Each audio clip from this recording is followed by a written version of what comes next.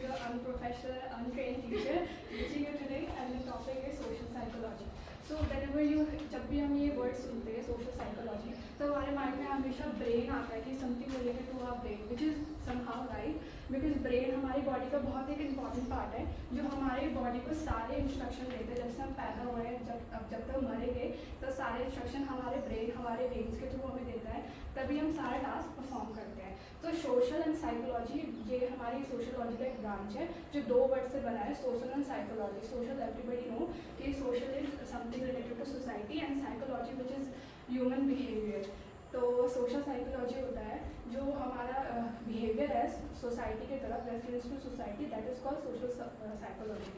सो हमने देखा है बहुत सारे लोग मेंटली प्रॉब्लम में होते हैं। हमने कोटदार में एक आदमी को देखा है जो पेपर फाड़ते हुए जाता है, ठीक है। तो स्टार्टिंग में हमने सोचा कि ये ऐसे क्यों कर रहा है, बट धीरे धीरे हमें रियलाइज़ हो गया कि एक्चुअली उसको मेंटली प्रॉब्लम है, वो मेंटली रिटायर्ड है। तो फिर कुछ लोग ऐसे होते हैं जो बहुत इंट्रोवर्ट होते हैं, जो कि मैं भी हूँ, बट अभी मैं बहुत एक्सट्रोवर्ट बनी हूँ। तो इंट्रोवर्ट होते हैं जो कि बहुत ज़्यादा शर्माते हैं कुछ भी बोलने में, या बहुत शाय नेचर के होते हैं। कुछ एक्सट्रोवर्ट होते हैं, they just need a topic कि वो डिबेट के लिए हमेशा they are always ready for the debate. And हमने देखा है कि कुछ लोगों को डिप्रेशन की प्रॉब्लम होती है, तो हम उनको सजेस्ट करते हैं कि आप साइकेट्रिस्ट के पास जाएँ।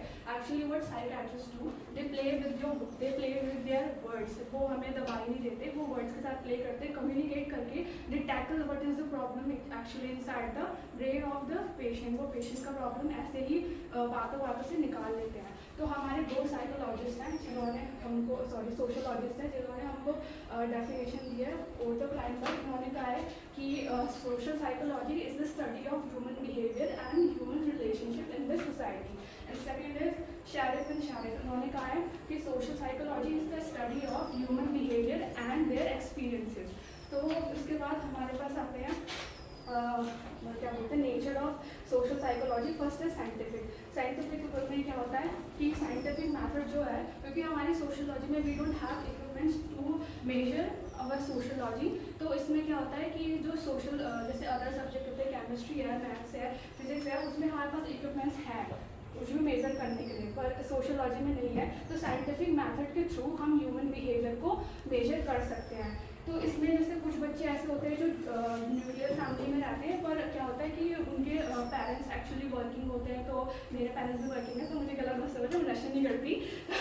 कुछ बच्चे ऐसे होते हैं जो इसमें होते हैं, न्यूक्लियर फैमिली में होते हैं, अकेले होते हैं, तो वो ड्रग्स की तरफ चले जाते हैं, नशे की तरफ जाते हैं, क्योंकि उनके पेरेंट्स पर ध्यान नहीं दे पा रहे हैं। तो उनका बिहेवियर अग्रेसिव हो जाता है, क्योंकि जब हम उनसे ड्रग्स लेते थे, जब उनको नहीं करने देते, तो बहुत अग्रेसिव हो जाते हैं। तो इसमें हमें उनका बिहेवियर पता लगता है कि बहुत अग्रेसिव है। कुछ लोग ऐसे होते हैं कि उनसे ना उनके फेवरेट सिंगर के बारे में कुछ गॉसिप करने, बैड माउथिंग करने लग जाओ, तो बहुत अग्रेसिव हो जाते हैं एकदम से कि भाई अगर तुझे नहीं पसंद है सिंगर तो तू उसके बारे में गलत मत बोल, मत सुन, पर उनके लिए गलत मत बोलो। वो हमको 1000 रीज़न दे देंगे कि वो अच्छे क्यों है ना। सेकेंड हमारे पास आता है एक्सपीरियंसेस। ऐसे फॉर एग्जांपल कि हम कभी सोचते हैं कि हम एग्ज़ाम से एक दिन पहले सारा सिलेबस निपटा लेंगे और अच्छे मार्क्स गेन कर लेंगे, पर एक्चुअल में क्या होता है कि जब एग्ज़ाम देने जाते हैं मार्क्स तो अच्छे आ जाते हैं, पर वो उतने अच्छे नहीं होते कि हम सेटिस्फाइड नहीं हो पाते हैं। तो हम उस एक्सपीरियंस से ये कर लेते हैं कि यार नेक्स्ट टाइम से ना पूरा स्टार्टिंग से ही पढ़ेंगे, तभी अच्छे मार्क्स आ पाएंगे। कुछ एक्सपीरियंसेस ऐसे होते हैं कि हम ऑनलाइन शॉपिंग करते हैं, जैसे एक ड्रेस पसंद आ गई, एंड वो ड्रेस जो हमने मंगाई थी वो एक्चुअल में वो ड्रेस वो थी नहीं, कुछ और ड्रेस आ गई, एंड फिर उसके बाद ना हमें रिफंड मिल रहा है, ना हमें रिटर्न मिल रहा है, ना वो मेरे ईमेल के आंसर्स दे रहे हैं। तो मेरी फ्रेंड मुझसे आके पूछेगी कि ये कैसी थी ड्रेस, मुझे इसका रिव्यू बता दो, करूँगी भाई इस साइट से बिल्कुल मत मंगाना, ये साइट बिल्कुल फेक है। तो वो हमारा एक्सपीरियंस हो गया कि हमें पता लग गया कि इस साइट से हमने अगली बार से कभी भी कपड़े नहीं मंगवा रहे हैं। नेक्स्ट हमारे पास है ऑब्जेक्टिविटी। ऑब्जेक्टिविटी क्या होता है, एज इट इज, जैसा चीज़ है उसको एज इट इज आप वैसे ही बता दो, ठीक है। फॉर एग्जाम्पल मैं क्लास में एंटर हुई, मैंने देखा मेरी क्लास के 2 बच्चे हैं वो लड़ाई कर रहे लड़के, एक के नाक से खून आ रहा है। तो फिर मैंने मेरी फ्रेंड मेरे को आके बोलती है कि क्या हुआ, तो मैं उसको बता दूँ कि जब मैं आई थी ना, तो जिसके नाक से खून आ रहा है ना, उसने उस पक्का फाइट, दूसरे वाले ने फाइट स्टार्ट करी थी, तभी उसके नाक से खून आया था। तो दिस इज सब्जेक्टिविटी। एक्चुअल में ऑब्जेक्टिविटी ये होता है कि मैं उसको बोलती कि जब मैं क्लास में एंटर हुई थी तो वो पहले से जो कुछ हो रहा था मुझे पता नहीं, जब मैं एंटर हुई तो उसके नाक से खून आ रहा था। तो सेकंड इज प्रूफ में क्या हुआ कि मेरी क्लास, जैसे हम किसी चीज़ को प्रूव करते हैं कि एक्चुअल में हुआ कैसे क्या, तो उसमें अभी ये जो एग्जांपल दिया क्लास में लड़ाई वाला, क्लास टीचर आएगी, एक्चुअल में क्लास में क्या होगा, तो मैं उनको बोल दूँगी मैम आप CCTV कैमरा में देख लो और आपको उससे पता लग जाएगा। तो एक्चुअल में पता ये लगता है जिसके नाक से खून आ रहा था उसी ने फाइट स्टार्ट करा था। सेकेंड है फिफ्थ है हमारे पास प्रिडिक्शन। प्रिडिक्शन में क्या होता है, हम किसी चीज़ को प्रिडिक्ट करते हैं, भविष्यवाणी। तो प्रिडिक्शन में लाइक फॉर एग्जांपल कि हम देखते हैं कुछ बच्चे जैसे पेरेंट्स जिनके साथ बहुत टाइम स्पेंड करते हैं, सोचते हैं कि उनके लाइक्स और डिसलाइक्स का उनको मौका देते हैं उन्हें बताने का। पेरेंट्स मतलब बहुत ज़्यादा उनके साथ एक्टिव रहते हैं, उनको बताने मतलब उनके जानने की कोशिश करते हैं। तो वो बच्चे एक्चुअल में वो बच्चे सही होते हैं, वो अपने लाइफ के सही पाथ में चल रहे होते हैं, वो कभी भी अपने लाइफ के गलत पाथ में चलेंगे ही नहीं। वेयरएज़ जो पेरेंट्स अपने बच्चों पे ध्यान नहीं देते, उनके लाइक डिसलाइक के बारे में कुछ जानना नहीं चाहते, उनके गोल के बारे में जानना नहीं चाहते, वो बच्चे हमेशा डिप्रेस रहते हैं, स्ट्रेस में रहते हैं। वो बच्चे कभी अपनी लाइफ के सही पाथ में नहीं चल पाएंगे। एज रिजल्ट वो अपने पेरेंट्स को भी शायद अच्छा ना माने।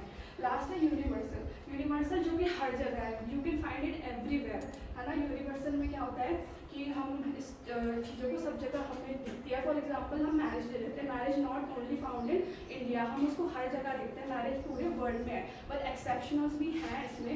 लाइक फॉर एग्जांपल हम अमेरिका में देखते हैं when they are in a relationship they have babies, but in India we can't have babies until unless we are married. And एक और लास्ट एग्जांपल इसका हम देख सकते हैं, लाइक फॉर एग्जांपल पाकिस्तान में कज़न मैरिज होती है, बट इंडिया में कज़न मैरिज नहीं होती है। तो I hope it's informative for you. Thank you. बहुत अच्छे से इसने बताया, है ना। इसका कॉन्फिडेंस मैं तुमसे यही चाह रही थी, और मुझे बड़ी खुशी भी हो रही है कि जो मैंने सोच रही हूँ वो तुम लोग प्रूव कर रहे हैं। God bless you. बहुत अच्छे से फ्लो में बताया, बहुत ही अच्छा, मजा आ गया।